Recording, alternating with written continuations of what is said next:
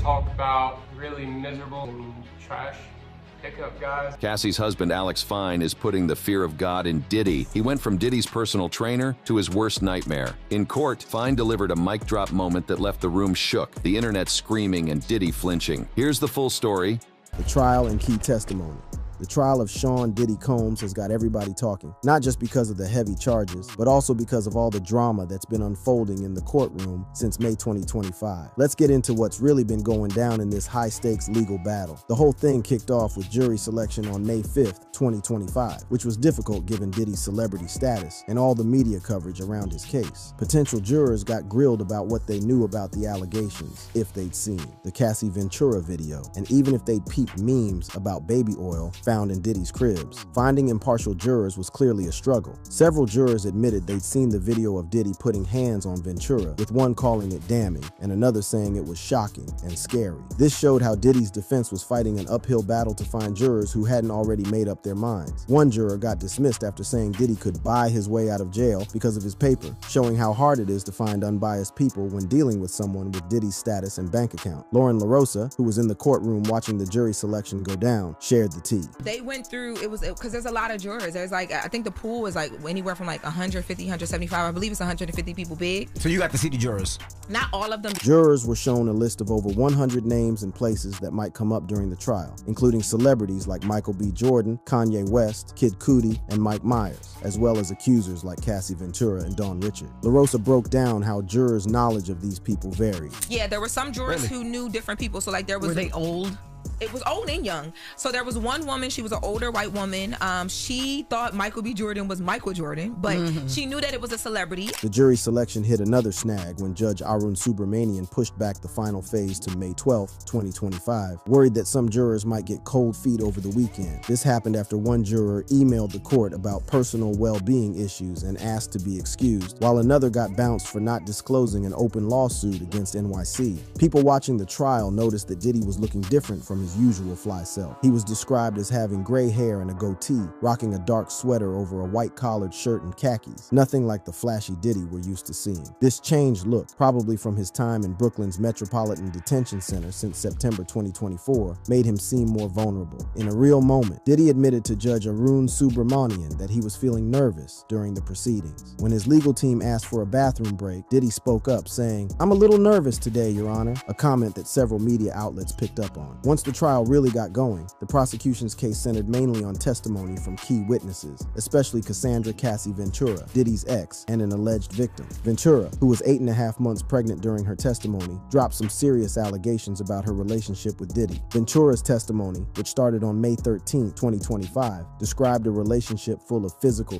sexual, and psychological abuse. She explained how things began when she was just 19 and signed to Diddy's label Bad Boy Records. According to her, what started as a professional connection turned into a romantic relationship that became increasingly controlling and abusive. She testified that she was really confused when Diddy first kissed her during her 21st birthday celebration in Vegas, highlighting what prosecutors framed as a power imbalance considering Diddy was 17 years older and a major player in the music industry. When asked how often the physical abuse happened, Ventura said it was too frequent, emphasizing how regular the abuse was throughout their on-again, off-again relationship, which lasted until 2018. She said these incidents had her acting out of fear, worried about more beatdowns if she didn't do what Diddy wanted. A big part of her testimony focused on what she called freak-offs, where Diddy allegedly forced her to have sex with male escorts while he watched, directed, and recorded everything. She described these events as making her feel worthless and said they happened in different spots, including LA, Miami, and Vegas. Ventura named some of the men involved by their real names or nicknames like The Punisher, and mentioned that some were flown in specifically for these encounters. She also said other witnesses, like a male stripper named Daniel Phillip, backed up her claims by testifying about being paid to participate in similar activities. Beyond the sexual allegations, Ventura testified that Diddy controlled everything in her life,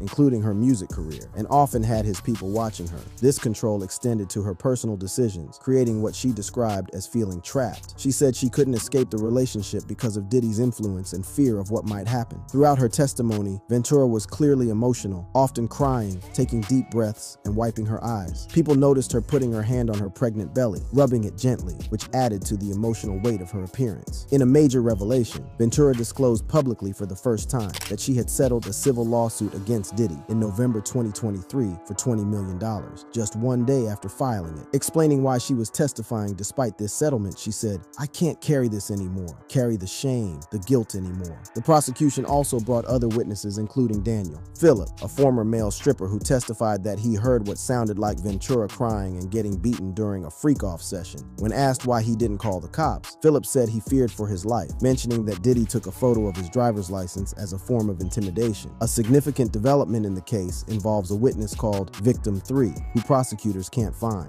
As of May 12, 2025, prosecutors had lost contact with this key witness who had promised to testify about Diddy's alleged exploitation. The defense has argued that Victim 3's disappearance could justify a mistrial or delay, suggesting it changes the dynamics of the case. The prosecution has also dropped some damning physical evidence, including the 2016 surveillance footage of Diddy putting hands on Ventura at the Intercontinental Hotel in Los Angeles, where he was seen throwing a vase at her. This video has been shown to the jury, backing up Ventura's testimony about the violent encounter. Another crucial piece of evidence includes emails from December 23, 2011, where Ventura claimed that Diddy threatened to release explicit tapes of her. These emails support her claims of manipulation and control through blackmail and intimidation. The prosecution has also brought up testimony about the extensive use of baby oil during these alleged freak-offs, with Ventura giving graphic details about the use of large quantities, up to 10 bottles per event, and Diddy's alleged instructions to reapply it frequently. This backed up the prosecution's narrative of orchestrated non-consensual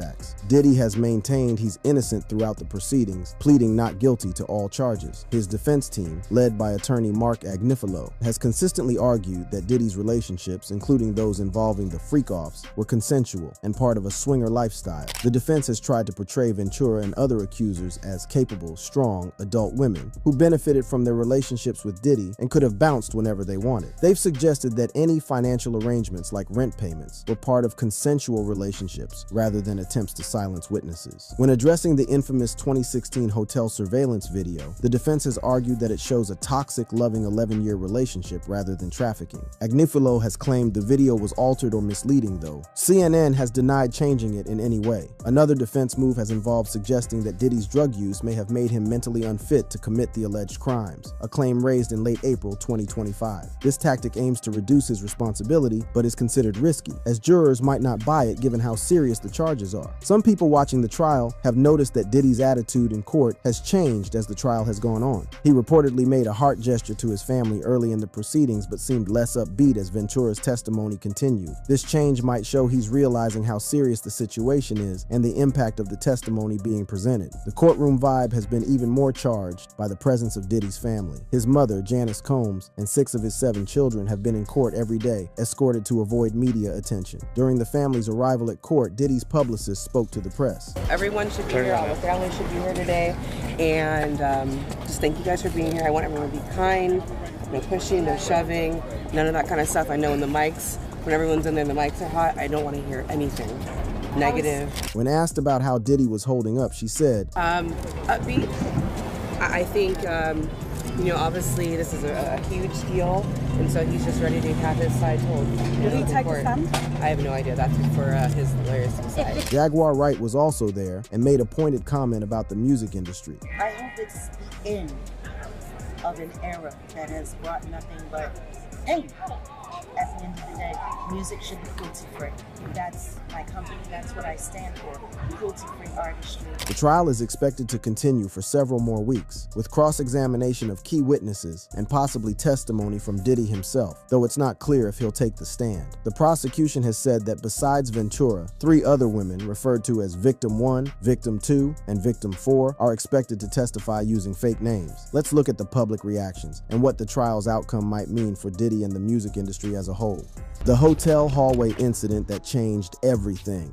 We all know Diddy is currently facing some serious federal charges, right? We're talking racketeering conspiracy, sex trafficking, and transportation to engage in prostitution. His trial started on May 12, 2025, and it's been nothing short of explosive from day one. But to understand what's going down in court right now, we need to go back to what happened on that fateful day in March 2016 at the Intercontinental Hotel in Century City, Los Angeles. This incident is central to the case against Diddy, and once you hear the details, you'll understand why. Let's set the scene. It's 2016. Diddy and Cassie have been in a relationship for about a decade. On the surface, they look like the perfect celebrity couple, glamorous, successful, living that high-profile life. But behind closed doors, that's a whole different story. According to Cassie's testimony on May 13th, 2025, their relationship was anything but picture perfect. She described being knocked over, dragged, kicked, stomped me in the head more times than she could count. Like, imagine being in a relationship where you're literally afraid for your life on the regular. That's some horror movie type stuff, except it was her actual life. Now let's talk about what happened in that hotel hallway. According to Israel Flores, a Los Angeles police officer who was working as a security guard at the Intercontinental Hotel, he responded to a call about a woman in distress on the 6th floor. When he arrived, he found Combs wearing only a towel and colored socks with what Flores described as a devilish stare. Y'all ever seen someone with evil in their eyes? That's what we're talking about. Ventura, meanwhile, was visibly scared and had her face covered. Flores observed a destroyed flower vase in the hallway, clear evidence that something violent had just gone down. And when he looked closer at Cassie, he noticed she had a purple eye, indicating she'd been hit in the face. But here's where it gets even more messed up. When Cassie expressed wanting to leave, Diddy straight up told her, "You're not going to leave," like he owned her or something. That's not a relationship, that's captivity. Flores followed them back to their hotel room, where there was another man present. And get this, Diddy offered Flores a sack of money, saying, "Here, take care of this for me, don't tell anyone." Flores later reported that Diddy told him, "You take care of this and I'll take care of you." I mean, could it be any more obvious that he was trying to bribe this man to keep quiet about abusing his girlfriend? The audacity. But Flores wasn't having it. He recorded videos of the interaction on his cell phone and wrote an incident report. This man was doing his job with integrity, something Diddy clearly knows nothing about. During cross-examination, Diddy's defense lawyer Brian Steele tried to discredit Flores by pointing out that he didn't mention certain details in his report, like Ventura's purple eye or Combs' devilish look. But Flores explained it wasn't necessary to include every detail in the report. Now, this hotel incident might have remained just another covered-up celebrity scandal if it weren't for what happened in May 2024. A surveillance video from the hotel was released by CNN, and y'all, it showed everything. It's so difficult to reflect on the darkest times in your life. Sometimes you gotta do that. I was up. I mean, I hit rock bottom, but I made no excuses. My behavior on that video is inexcusable. I'm sorry, but being messed up is not an excuse for what that video showed. The surveillance footage confirmed exactly what Cassie had been saying all along. It shows Diddy wearing just a towel, chasing Cassie down the hallway, grabbing her by the neck, throwing her to the ground, kicking her multiple times, dragging her and throwing a glass vase in her direction. Like, imagine being so violent towards someone half your size that you're kicking them while they're already down on the ground. That's not just losing your temper, that's some deep-seated terrifying rage. After the video came out, Diddy issued this so-called apology on Instagram. I take full responsibility for my actions in that video. I'm disgusted. I was disgusted then when I did it, I'm disgusted now. I went and I sought out professional help. I had to go into therapy, I'm going to rehab. Had to ask God for his mercy and grace. I'm so sorry. Oh, now you're sorry after the whole world saw the video, after denying Cassie's claims for years, after settling her lawsuit out of court to keep things quiet? Please, that's not remorse, that's damage control. According to Stevie J, who spoke about the incident, Diddy admitted he was heavily under the influence when the assault happened. Now, you talked about this. You said that Diddy was on a lot of drugs when this happened. Yeah. Okay. Well, but you did say he was on a lot of drugs during that time. Oh. I kind of figured that based off just him having conversations with me about the whole scenario of what went down. Even Diddy's friend was shocked by the video. That tells you something about how he managed to hide this side of himself from the public for so long, but Cassie wasn't just dealing with this. One incident. According to her testimony, this was part of a decade-long pattern of abuse. She described how early in their relationship, Combs' security personnel and drivers saw him physically abuse her. Sometimes these staff members would even help her afterward. One security guard hosted her at his home after the 2016 hotel assault and even helped her get medical treatment for her injuries. There was another really disturbing incident she mentioned from 2009, where Diddy allegedly stomped on her face in an SUV, leaving her so terrified she had to hide in a hotel. Like, we're talking about years of physical abuse here. But that's not even the full extent of what Cassie endured. According to her testimony, Diddy controlled every aspect of her life, her career, her appearance, even where she lived. He had her in apartments near his in New York and Los Angeles, so he could drop by unannounced whenever he wanted. Despite recording hundreds of songs, only one mixtape was released in 2013, effectively stunting her music career. This hotel incident is really the smoking gun in this case. It's not just Cassie's word against Diddy's anymore. There's video evidence, witness testimony, and physical evidence that backs up her claims. And it's just the tip of the iceberg when it comes to the allegations against him. the allegations against Diddy. Ever since November 2023, Diddy's been getting hit from all sides with lawsuits, allegations flying in left and right to the point where it's almost hard to keep track. But one of the most damaging lawsuits dropped earlier this year, and it came from none other than his former producer Rodney Lil Rod Jones. And let me tell you, the details in this one are wild. According to the lawsuit, between September 2022 and November 2023, Jones was invited to work on 9 tracks for Diddy's Love album. Lil Rod wasn't just working with Diddy, he was practically living with him. Over the course of those months, he spent time in Diddy's homes in LA, New York, and Miami, and even spent several weeks aboard a yacht Diddy rented in the US Virgin Islands. But what seemed like a promising gig soon turned into a nightmare. While staying with Diddy, Jones claims he was constantly dealing with unwanted touching and groping. It didn't matter where they were, LA, New York, Miami, or even out on that fancy yacht. Diddy was allegedly crossing boundaries, and it gets worse. Jones says Diddy even had him working in the bathroom while he strolled around naked, flexing in the shower like it was no big deal, with the glass enclosure leaving nothing to the imagination. Feeling violated and humiliated, Jones decided to speak up. He took his concerns straight to Christina Courtroom, Diddy's chief of staff, but instead of handling it, Courtroom just brushed it off. She had the nerve to say, "You know, Sean will be Sean." Like that excused everything. She downplayed the whole situation, calling Diddy's inappropriate touching just friendly horseplay, as if that was supposed to make it okay. In her eyes, it wasn't a big deal. That's just how Diddy rolls. But that wasn't the end of it. Lil Rod also dropped a bombshell, claiming that Diddy tried to groom him into some sexual activities,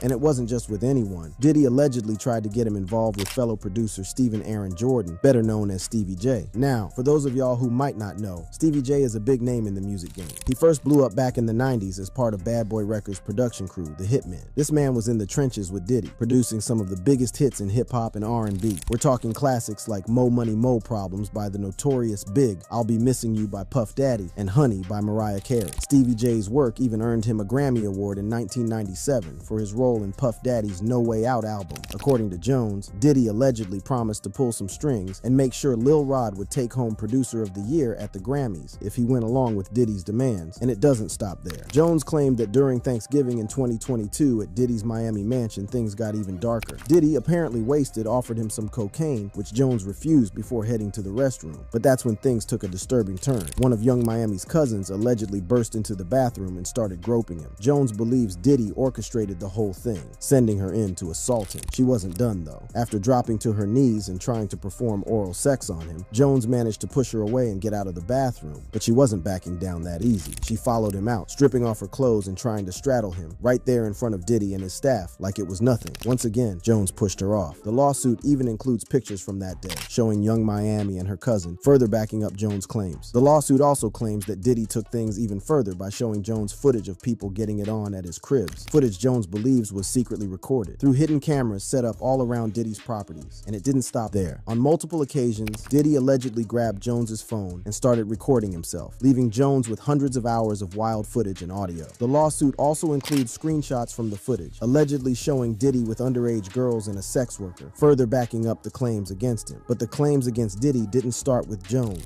The first major bombshell came from Cassie, Diddy's ex-girlfriend, whose lawsuit set off a chain reaction and opened the floodgates for other accusations to come forward. According to Cassie's lawsuit, she first met Diddy back in 2005. She was just 19 years old, full of dreams, ready to chase her career. Soon after they began dating, but that's when things took a dark turn. She described enduring years of physical, emotional, and sexual abuse, which left her feeling trapped and powerless. From the jump, Diddy allegedly took full control of her life. He would constantly give her drugs like ecstasy and cocaine, supposedly using them to keep her under his thumb. Diddy didn't hold back when it came to violence. Cassie claimed he frequently subjected her to savage beatings, leaving her with bruises, busted lips, and black eyes. In one incident back in 2009, things got especially dark after she spoke to another music manager. Diddy allegedly snapped, pushing her into a car and stomping on her face. But it wasn't just hidden behind closed doors. In 2016, one of these violent moments was caught on camera, and that footage leaked in 2024, making headlines earlier this year. The leaked video showed Diddy attacking Cassie in a Los Angeles hotel hallway, exposing the abuse she had endured for years. But it wasn't just physical violence. Cassie also opened opened up about the emotional torture. She talked about being forced into Diddy's twisted freak-offs, where he'd direct sexual acts between her and sex workers, often while filming. These sessions were fueled by heavy drug use and left Cassie humiliated and degraded, all in the name of Diddy's twisted fantasies.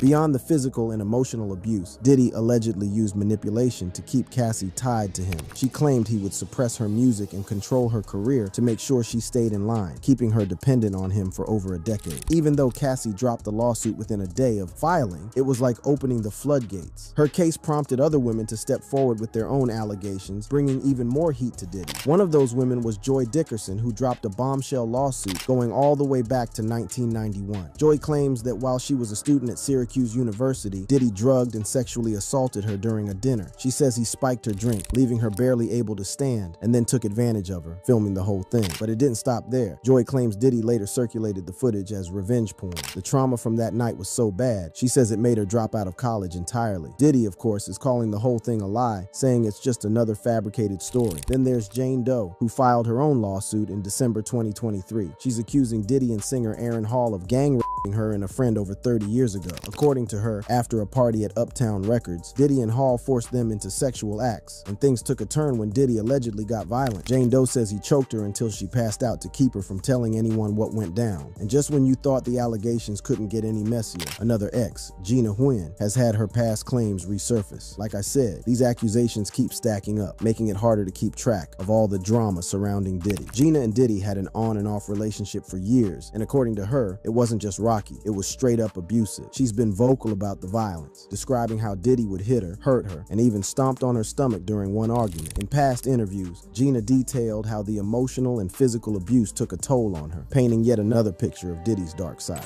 He stomped on my stomach really hard, and I took the wind out of my breath. I couldn't breathe. Took my hair and was dragging me across the grass in my hair with my hair. But it wasn't just about the physical damage. Just like Cassie, Gina had to deal with constant emotional and mental abuse. She claimed Diddy would tear her down by comparing her to Cassie, telling her that she was the bad one, while Cassie was the good one. He would always compare me to Cassie and tell me that I'm the bad one and she's the good one. And while these stories are shocking, the controversies surrounding Diddy go way beyond his relationships. She said that the first step was there was and they would have to do would be her and an escort. That's the shocking testimony that had Diddy literally losing it in court. Cassie Ventura took the stand and described the horrifying darkroom torture sessions that will make your skin crawl. Now, step 2, she alleges, is that's when all the baby oil comes out. And guess what? Step 3 is even worse. And step 4, that's not for the faint-hearted. In this video, I captured Diddy's scalding reaction, a detailed description of the darkroom session and the impact on Diddy's case. Let's get into it. Cassie's bombshell testimony. The courtroom erupted when Cassie Ventura, pregnant and composed, took the stand to detail the horrors she allegedly endured at the hands of Sean Diddy Combs. She says that, it was very well choreographed. It was almost, when she was describing it, I was like, it sounds like he was shooting a music video. Executive producing. No, for real. Y'all, these weren't just wild parties. These were methodical, organized events that Cassie described as being choreographed, like Diddy was directing a music video. This man treated these encounters like he was shooting a Bad Boy Records production, complete with specific lighting, scents, and props. Cassie broke down these freak-offs into 4 distinct steps, explaining the disturbing system that Diddy allegedly created.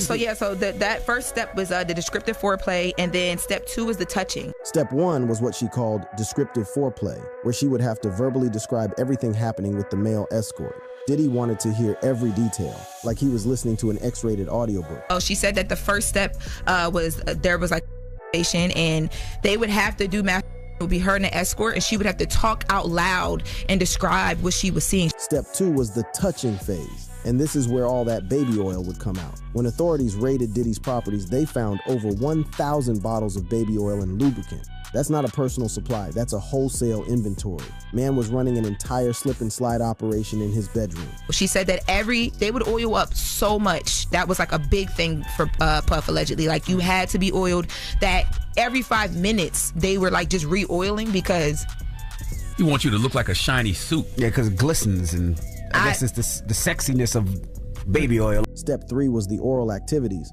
which Cassie admitted she would rush through just to get it over with because she didn't want to be doing any of this in the first place. She was just participating because she was so in love with Diddy and didn't want him to do these things with anyone else. She just was doing it because she was so in love, and she said she didn't want him to go and do it with anybody else. Now, step 4 was the actual intercourse where they would engage in, sex. Step 4 was the actual intercourse, where sometimes Diddy would just watch, but other times he would join in if they were really comfortable with an escort.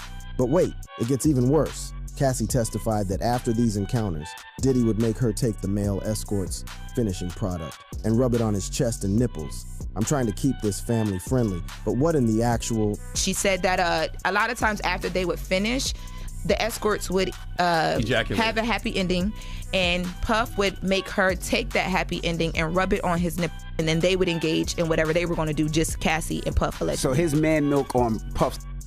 That's what Cassie's alleging, that she that Puff liked her to rub it on his chest and on his nipple. They actually called it man milk. In the courtroom, this testimony had everyone gagging, including Diddy's family members who were present. So chocolate-covered nipples with a semen drizzle. Yo, shut up, man. And glaze, we have to say glaze. One of the most disturbing allegations involved a male escort who was allegedly made to urinate on Cassie during one of these encounters. When asked why she didn't just tell them to stop or move out of the way, Cassie explained, when they would get to a point where it was too much for her, sometimes he would tell the escorts, Puff would tell the escorts allegedly like, yo, all right, let's stop, let's chill. So they asked her like, why wouldn't you just tell them to stop yourself? And she said, I mean, I'm laying on the floor and allegedly intoxicated by all these things, and it's 2 men standing over me. What am I going to do? So I just laid there. Cassie painted a picture of complete powerlessness in these situations, often being under the influence of substances and feeling unable to resist. She was allegedly forced to participate in these activities even during her monthly cycle, which she didn't want to do but felt coerced. And we've heard this story, but she said that, because we heard before that there were extra linens because of dookie on the sheets. So what she said was she was actually made to have freak-offs during her period, and so there would be blood on a lot of the sheets. But why did Cassie keep participating if she hated these encounters so much? She explained that she was a very jealous girlfriend who was desperately in love with this powerful rich man with a 17-year age difference. She didn't want another woman taking her place, and Diddy had shared his secrets with her. She felt vulnerable because he had shared this secret of these voyeurisms and freak-offs that he liked to do. She didn't want another woman coming in and swooping up in her place. And a lot of times she alleges, and we saw actual text messages they brought up where she tried to tell him she didn't want to do a freak-off. The prosecutors even showed text messages where Cassie tried to tell Diddy she didn't want to do a freak-off. And his response was basically, you're boring, you're predictable. Classic manipulation tactic. Cassie felt pressured to comply, so he don't do it with somebody else. During Cassie's testimony, Diddy was visibly shaking in the courtroom, looking pale and significantly thinner than his usual self. His nervous state was apparent to everyone present. But you said, how did he look? They look stressed out. He's definitely a lot thinner. Face is very pale, a lot of gray hair, some black, but a lot of gray hair. You could tell he was nervous, and he said it in the courtroom, and he had asked to go to the bathroom. He was like, excuse me, Judge, I'm a little bit nervous, but you could tell at one point in time I saw, and I was watching him very closely, I saw like his hands shaking a bit, but very involved he's fighting for his life, literally.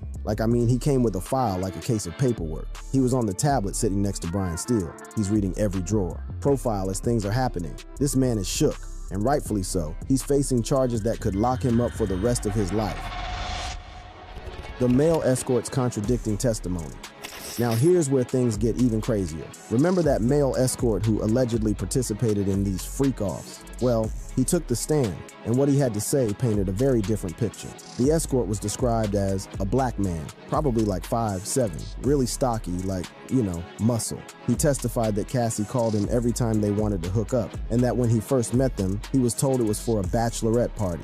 He shows up in an NYPD t-shirt, and he says, Cassie opens the door, she's in red lingerie, she's in a wig, dark glasses, and pumps. According to the escort, Cassie told him, my husband likes to do special things for me. He wanted to do this for my birthday. When he walked in, Diddy was allegedly sitting in the corner with a bandana tied around his face and a hat on. The escort testified that he and Cassie had intimate relations on the couch, while Diddy sat in the corner and pleasured himself. He claimed he recognized Diddy immediately by his voice when Diddy spoke.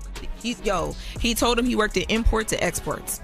So when he said that, he said, I instantly caught the voice. And I'm like, well, how did you catch the voice? He said, I've been listening to this man, majority of my whole life. Now here's the wild part. When prosecutors brought up the incident where the escort allegedly performed that explicit act on Cassie, the escort claimed it was Cassie who asked him to do it, not Diddy. Talk about a plot twist. Exactly, because the prosecutors opened up that literally probably like 15 minutes before that. The prosecutors were like, Cassie is going to tell you that Diddy allegedly made this escort urinate on her.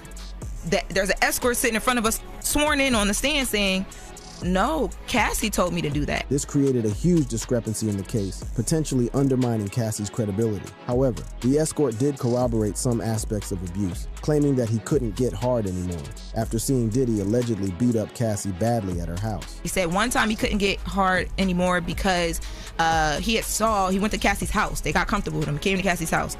When he was there, Cassie and Diddy was in the room. He was outside in the living room. Diddy comes out and goes off on Cassie, like allegedly beats her up bad because she took a long time to come back in the room to him. And he said after he saw that was his first time seeing her get physically touched. So while the escort's testimony contradicted Cassie's claim about who initiated certain activities, it still supported the narrative that Diddy was physically abusive towards her. The escort's testimony was still ongoing, with cross-examination set to continue.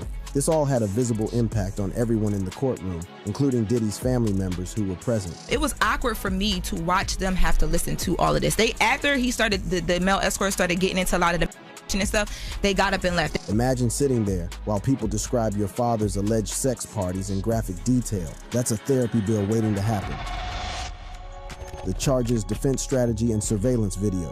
Let's break down exactly what Diddy is facing in this trial, because it is serious. Sean Diddy Combs' trial began with jury selection on May 5th, 2025, at the Daniel Patrick Moynihan Courthouse in Manhattan, with opening statements scheduled for May 12th. He's facing 5 counts. 1 count of racketeering conspiracy, could get life. 2 counts of sex trafficking, minimum 15 years each. 2 counts of transportation for prostitution, up to 10 years each. Diddy has pleaded not guilty to all charges, but the prosecution came in with receipts longer than a CVS receipt after you buy some chapstick. The prosecutors are painting a picture of Diddy as a man who couldn't control his anger, especially when it came to Cassie. They brought up an incident where Cassie supposedly got upset that Diddy was dealing with other women, so she decided to go deal with someone else. When Diddy found out, he allegedly grabbed his gun, took 2 staff members, one of whom did not want to go, and went looking for Cassie at this man's house. The prosecutors are calling that kidnapping. She decided to go deal with somebody else, so she dipped. Puff was coming, he came, he's looking for her, can't find her.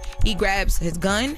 2 of his staff members, one of the staff members said that she did not want to go, and allegedly she was forced to go, so they labeled that kidnapping. And they went to this man's house looking for Cassie in this rage. Cassie wasn't there, and it was like all hell broke loose. What in the Tony Montana is that? Imagine if your ex pulled up to your new booze crib with a squad and a strap just because you moved on. That's not I'll be missing you, that's I'll be threatening you. Now, Diddy's defense team came in with an interesting strategy. They basically admitted to everything except the actual charges. They're saying, yeah, he was trash, but not criminal trash. All they did was own up to everything. They're like, look, he was angry. He can't control his anger. He, might have abused drugs and been a horrible boyfriend. Y'all gonna hear text messages and audios that make him sound like a horrible person, and that he may have been. All of the most horrible things you could think about him when it comes to how he dealt with the women in his life. He's owning up to it. Their whole argument is, if he was guilty of domestic violence, we wouldn't be arguing today. But since he's charged with sex trafficking and racketeering, they're fighting it. That's like saying, yeah, I stole the candy bar, but I didn't rob the whole store. Like, if he was guilty of domestic violence, we wouldn't be arguing today. I mean, if he was charged with domestic violence, we wouldn't be arguing today. If he was charged with abuse in a certain way, we wouldn't be arguing today. But because he's charged with everything else, the sex trafficking and all these other things, we're here because he's not guilty of that. The defense is trying to argue that just because something is immoral doesn't mean it's criminal. But I don't know if the jury is going to buy that when they're hearing all this disturbing testimony. A key piece of evidence in this case is the surveillance video from March 2016 that captured Diddy assaulting Cassie in a hotel hallway. This footage, which was released by CNN in May 2024, shows Diddy grabbing, shoving, and kicking Cassie. They brought in a witness who was working security at the Intercontinental Hotel when this incident happened. This man, Israel Flores, was now an LAPD officer, but back then, he was responding to a call about a woman in distress on the 6th floor. According to his testimony, when he arrived, he saw Cassie and Diddy arguing. Cassie kept saying, I want to leave, I want to leave, I want to leave, but Diddy was like, no, she's not going anywhere. The security guard had to step in and tell Diddy that if she wanted to leave, they would allow her to get her things and go. He also claimed that when he walked Cassie and Diddy back to their room, he saw a man in dark clothing sitting on the bed, which becomes important because of the conflicting narratives about what led to the hallway assault. Cassie's version is that she was trying to get away from one of those freak-off situations that she didn't want to be part of, and that's why Diddy assaulted her in the hallway. But Diddy's team claimed that's not what happened at all. Now, Diddy's team is saying... so that's why the video matters to the court. Diddy's team is saying, no, because freak-offs weren't a thing. You guys were consensually engaging in sexual acts, but that's not even what happened here. According to Diddy's team, they were arguing over something Cassie saw on Diddy's phone. They're saying it was just a very tumultuous, jealous relationship, not anything to do with forced sexual encounters. During cross-examination, Diddy's lawyer, Brian Steele, tried to discredit the security guard's testimony by pointing out inconsistencies. The security guard claimed Cassie had a purple eye when he first saw her, but that wasn't in his incident report from 2016. He also mentioned seeing a man inside their hotel room, but that wasn't in the report either. So he instantly starts getting him. He's like, okay, so you mentioned something about Cassie having a purple eye when you got off of the elevator. Why wasn't that in your incident report? The man said, well, I didn't think that was significant to put in. Brian still said, so you thought it was significant today, but it wasn't significant 9 years ago? So then he says, you said that you saw a man inside of their hotel room. Why wasn't that in your incident report? Did you ask the man his name? Did you talk to him? And he was like, no, because the man didn't really say anything. The defense also pointed out that the security guard recorded videos on his personal phone and sent them to his wife, laughing about how shiny his shoes were, not exactly taking the situation seriously. The defense suggested that this security guard might have been covering up for Diddy back then, but got a conscience now. Regardless of the security guard's credibility issues, that video of Diddy assaulting Cassie doesn't lie. It's important to understand that Cassie's lawsuit filed in November 2023 was a catalyst for all of this. That lawsuit was settled the next day, but it opened the floodgates for over 60 more lawsuits against Diddy. By April 2025, over 63 lawsuits had been filed against Diddy, with allegations spanning from 1991 to 2022. We're talking about over 100 alleged victims, including 25 minors and one as young as 9 years old. If that doesn't make your skin crawl, I don't know what will. Prosecutors allege that Diddy ran a criminal enterprise that involved sex trafficking, forced labor, kidnapping, arson, bribery, and obstruction of justice. They claim he would force women into days-long sexual activities with male commercial sex workers using violence, intimidation, narcotics, financial control, and threats. The allegations about his white parties are particularly disturbing. These events, held from 1998 to 2009 in places like East Hampton and Beverly Hills, were once celebrated for their glamour and exclusivity, but behind the scenes, accusers claim these parties had a much darker purpose. For example, Adria English, a former employee, alleged in a July 2024 lawsuit that she was groomed into sex trafficking at these white parties, being coerced into sexual acts with guests after being given drug-laced alcohol. Meanwhile, Diddy's legal team is trying everything to discredit the witnesses and prosecutors. Mark Garagos, whose daughter is one of Diddy's lead attorneys, called the prosecutors a six-pack of white women on a podcast, implying there's racial bias in the prosecution. The judge was not happy about this and threatened to hold Garagos in contempt of court if it happened again. Because he's inferring that because these are all white women on the jury, that based on race, white women are going to convict a black man because of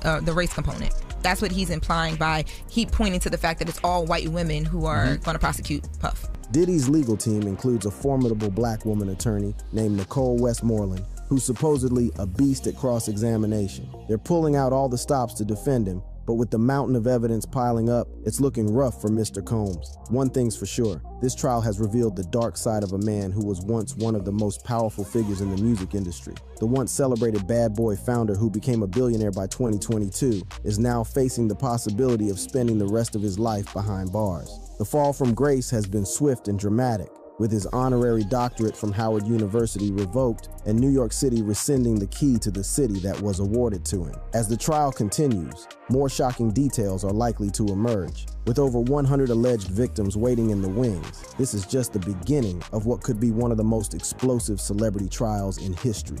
The prosecution seems to have a strong case, but Diddy's defense team is fighting tooth and nail to get him acquitted. Will justice be served? Or will Diddy somehow manage to escape these serious charges? Stay tuned for more updates on this developing story. If you love this video, click on the card showing on your screen for more videos like this.